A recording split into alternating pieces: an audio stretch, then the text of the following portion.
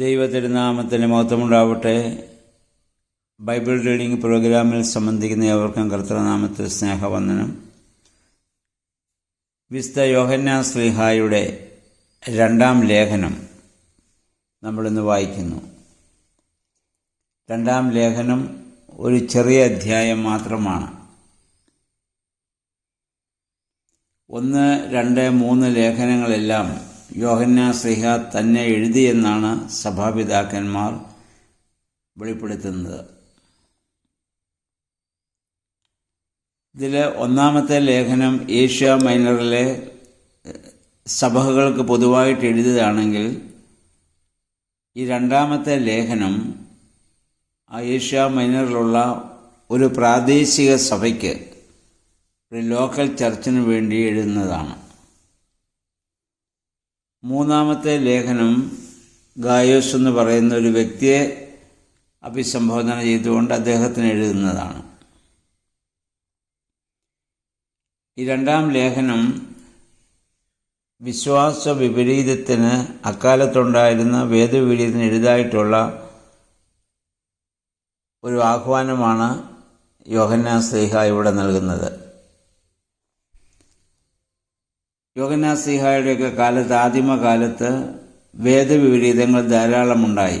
പ്രത്യേകിച്ച് ജ്ഞാനവാദികൾ, ഗ്നോസ്റ്റിക് ചിന്താഗതിയുള്ളവർ അന്ന് സഭയിൽ വളരെ ആ കാലങ്ങളിൽ പ്രബലമായി ഉണ്ടായിരുന്ന ഒരു യുക്തിവാദം പോലെ തന്നെ ജ്ഞാനവാദികൾ അക്കാലങ്ങളിലുണ്ടായിരുന്നു. അവരെ ക്രൈസ്തവ സഭയ്ക്കും അതിൻ്റെ വളർച്ചയ്ക്കും വലിയൊരു ശല്യമായി തീർന്നിരിക്കുന്നു.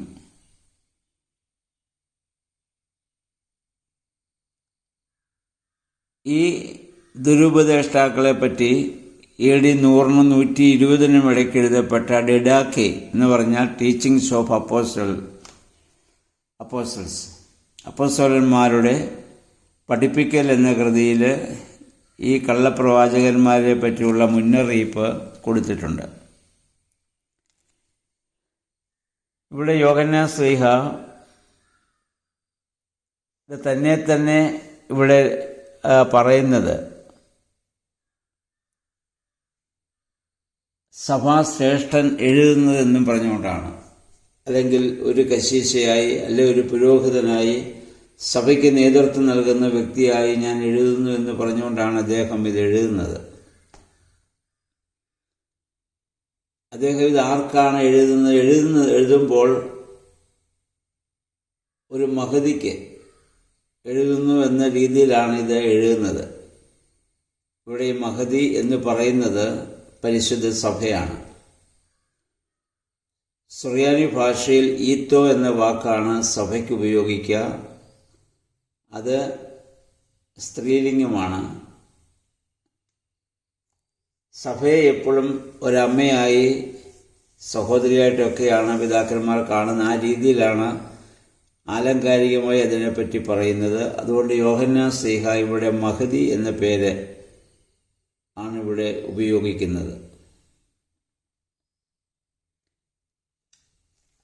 ഇതിൽ പറയുന്നു, 2 കാര്യങ്ങൾ അദ്ദേഹം ഏറെ സന്തോഷിക്കുന്നു. എക്കാലവും നമ്മോടൊത്തുണ്ടായിരിക്കുന്നതുമായ സത്യത്തെ മുൻനിർത്തിയും സത്യത്തിൻ്റെ പേരിലും ഞാൻ നിങ്ങളെ സ്നേഹിക്കുന്നു. ഞാൻ മാത്രമല്ല, സത്യം അറിയുന്നവരെല്ലാം നിങ്ങളെ സ്നേഹിക്കുന്നു. അപ്പോൾ യേശുക്രിസ്തു എന്ന ആ ദൈവത്തിൻ്റെ മനുഷ്യാവതാരവും ആ രക്ഷാപ്രവർത്തനങ്ങളും ആ സത്യവിശ്വാസവും ആ സഭ നിലനിർത്തുന്നതിനാൽ അദ്ദേഹം അങ്ങനെ ജീവിക്കുന്നവരെ വളരെയേറെ സ്നേഹിക്കുന്നു. ദൈവവും നിങ്ങളെ സ്നേഹിക്കുന്നു. എന്നിട്ട് പിതാവായ ദൈവത്തിൽ നിന്നും ദൈവത്തിൻ്റെ പുത്രനിൽ നിന്നുമുള്ള ആ കൃപയും വാഴ്വും, അദ്ദേഹം ആ സമാധാനവും അവർക്കിവിടെ ആശംസിക്കുകയാണ്. ഓരോ ശ്ലീഹായുടെ ലേഖനത്തിലും ഇതേ രീതിയിലുള്ള ആശംസകൾ നമ്മൾ നേരത്തെ വായിച്ചിട്ടുള്ളതാണ്. 4 മുതൽ 6 വരെയുള്ള വാക്യങ്ങളിൽ സത്യവും സ്നേഹവും അതാണ് അദ്ദേഹത്തിൻ്റെ പ്രധാന വിഷയം. അഥവാ നമ്മുടെ ജീവിത ആ പ്രമാണത്തിൽ ശ്രദ്ധിക്കേണ്ട കാര്യങ്ങളാണ്. പ്രധാനമായി 3 കാര്യങ്ങളാണ് ഇവിടെ പറയുക. ഒന്ന്, സത്യത്തിൽ വ്യാപരിക്കുക. ചിന്തിക്കുന്നതും പറയുന്നതും പ്രവർത്തിക്കുന്നതിൻ്റെയൊക്കെ ചേതോവികാരം സത്യമായിരിക്കണം. വ്യാജ ചിന്തകളോടുകൂടി പറയുകയോ വ്യാജ ഉപദേഷ്ടങ്ങൾ നൽകുകയോ ചെയ്യരുത്. യേശുക്രിസ്തു തന്നെക്കുറിച്ച് തന്നെ പറഞ്ഞു, ഞാൻ വഴിയും സത്യവും ജീവനുമാകുന്നു.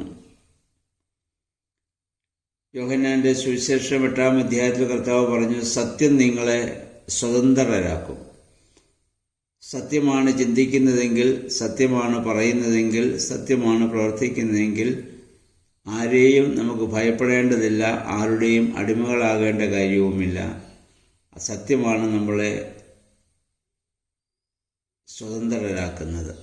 അതുകൊണ്ട് സത്യത്തിൽ എപ്പോഴും വ്യാപരിക്കണം. 2, പരസ്പരം സ്നേഹിക്കണം. ഇതാണല്ലോ യോഹന്നാൻ ശ്ലീഹ സ്നേഹത്തിൻ്റെ അപ്പോസ്തലൻ എന്നാണെന്ന് നമുക്കറിയാം. അദ്ദേഹത്തിൻ്റെ ലേഖനങ്ങളിലെല്ലാം മുഖ്യ പ്രധാന വിഷയം ഈ സ്നേഹമെന്ന് പറയുന്ന വികാരം മാത്രമാണ്. അത് നമ്മൾ ദൈവത്തെ എല്ലാവർക്കും സ്നേഹിക്കാൻ ഇഷ്ടമാണ്. ദൈവത്തോട് ആർക്കും ഇത് വെറുപ്പില്ല, വിദ്വേഷമില്ല. കാരണം ദൈവത്തെ നമ്മൾ നേരിട്ട് മുഖാമുഖം ശരീരത്തിൽ കാണുന്നുമില്ല. എന്നാൽ മനുഷ്യനെയാണ് നമ്മളെപ്പോഴും കാണുന്നത്. അങ്ങനെ കാണപ്പെടുന്ന, അതുകൊണ്ട് കർത്താവിന് കാണപ്പെടുന്ന സഹോദരനെ സ്നേഹിക്കാത്തവന് കാണപ്പെടാത്ത ദൈവത്തെ സ്നേഹിക്കാനാവില്ല എന്ന് കർത്താവ് പറഞ്ഞത് നമ്മൾ ഓർക്കണം. സ്നേഹമെന്ന് പറയുന്നത് എന്തെങ്കിലും സ്വീകരിച്ചിട്ട് നമ്മൾ തിരിച്ചു നൽകുന്നതിനേക്കാൾ ഉപരിയായി sacrificial love or unending giving love, സഹിക്കുന്ന, നിർത്താതെ കൊടുക്കുന്ന സ്നേഹം, അതാണ് ദൈവിക സ്നേഹം. അതിന് അഗാപ്പെ എന്ന വാക്കാണ് ഉപയോഗിച്ചിട്ടുള്ളത്. 3 പറയുന്നു, ദൈവകൽപ്പനകളെ ആചരിക്കുക. ദൈവകൽപ്പന നമുക്കറിയാം 2 സ്നേഹമാണ്. ദൈവത്തെ സ്നേഹിക്കുക, മനുഷ്യനെ സ്നേഹിക്കുക എന്നുള്ളതാണ് ദൈവിക കൽപ്പനകളുടെയൊക്കെ ഉള്ളടക്കം. അതാണ്, അവിടെ സ്നേഹം തന്നെയാണ്. ദൈവത്തിൻ്റെ കൽപ്പനകളെ നമ്മൾ ആചരിച്ച് ജീവിക്കണം. ഇതിനു മുമ്പ് നമ്മൾ ചിന്തിച്ചതുപോലെ യേശുക്രിസ്തു പറഞ്ഞല്ലോ, ഞാൻ എൻ്റെ പിതാവിൻ്റെ കൽപ്പനകളെ പ്രമാണിച്ച് അവൻ്റെ സ്നേഹത്തിൽ വസിക്കുന്നത് പോലെ നിങ്ങൾ എൻ്റെ കൽപ്പനകളെ പ്രമാണിച്ചാൽ എൻ്റെ സ്നേഹത്തിൽ നിങ്ങൾ വസിക്കും. ഇതാണ് ഈ സ്നേഹവും. ഈ 3 കാര്യങ്ങളാണ് ദൈവത്തോടും വിശ്വാസികൾ തമ്മിലുമുള്ള ഒരു കടമയെന്ന് പറയുന്നത്. ഒരു സത്യവിശ്വാസി ദൈവോത്തരനായ യേശുക്രിസ്തു മനുഷ്യനായി ജഡമെടുത്തെന്ന് പൂർണ്ണമായി വിശ്വസിക്കുന്നു. അവന് പിതാവും പുത്രനുമുണ്ട്. വ്യാജ പ്രബോധകര് അവർ വഞ്ചകരാണ്. അതായത് പിതൃപുത്ര ബന്ധത്തിനെതിരായി സംസാരിക്കുന്നവർ. അക്കാലത്ത് അങ്ങനെയുള്ളവർ ഇക്കാലത്തും ഉണ്ട്. അപ്പം അതിനെ നമ്മൾ അവഗണിച്ച് യേശുക്രിസ്തുവുമായുള്ള ദിവ്യമായ ബന്ധത്തിന് വേണ്ടി നമ്മൾ ശ്രമിക്കണം. അതിന് ദൈവവചനമാണ് നമ്മളെ കൂടുതൽ ശക്തീകരിക്കുകയും നമ്മളെ പ്രബോധിപ്പിക്കുകയും ചെയ്യുന്നത്. ഇനി 12-13 വാക്യങ്ങളിൽ ശ്ലീഹ പറയുന്നു, വളരെ കാര്യങ്ങൾ നിങ്ങൾക്ക് എഴുതുവാനുണ്ട്. അതിന് കടലാസും മഷിയും ഉപയോഗിക്കുവാൻ എനിക്ക് താല്പര്യമില്ല. ഇന്നത്തെ പോലെ എഴുതാനുള്ള പ്രിൻറ്റിങ്ങുള്ള സൗകര്യങ്ങളൊന്നും അക്കാലങ്ങളിൽ ഇല്ലല്ലോ. ഓരോന്നും വ്യക്തമായി എഴുതുക, രേഖപ്പെടുത്തുക എന്നൊക്കെ ഉള്ളത് വളരെ ബുദ്ധിമുട്ടുള്ള കാര്യമാണ്. അത് വളരെ റെയറായിട്ടൊക്കെ ഉണ്ടാകുന്നതാണ് അക്കാലങ്ങളിൽ കടലാസ് എന്നൊക്കെ പറയുന്നത്. അതൊക്കെ എഴുതുക എന്നുള്ള പ്രായോഗിക ബുദ്ധിമുട്ടുണ്ട്. അതുകൊണ്ടാണ് അദ്ദേഹം അതവിടെ പറയുന്നത്. എന്നാൽ നമ്മുടെ ആനന്ദം പൂർണ്ണമാകുന്നതിനു വേണ്ടി നിങ്ങളുടെ അടുത്ത് വന്ന് മുഖാമുഖം സംസാരിക്കാമെന്ന് ഞാൻ പ്രത്യാശിക്കുന്നു.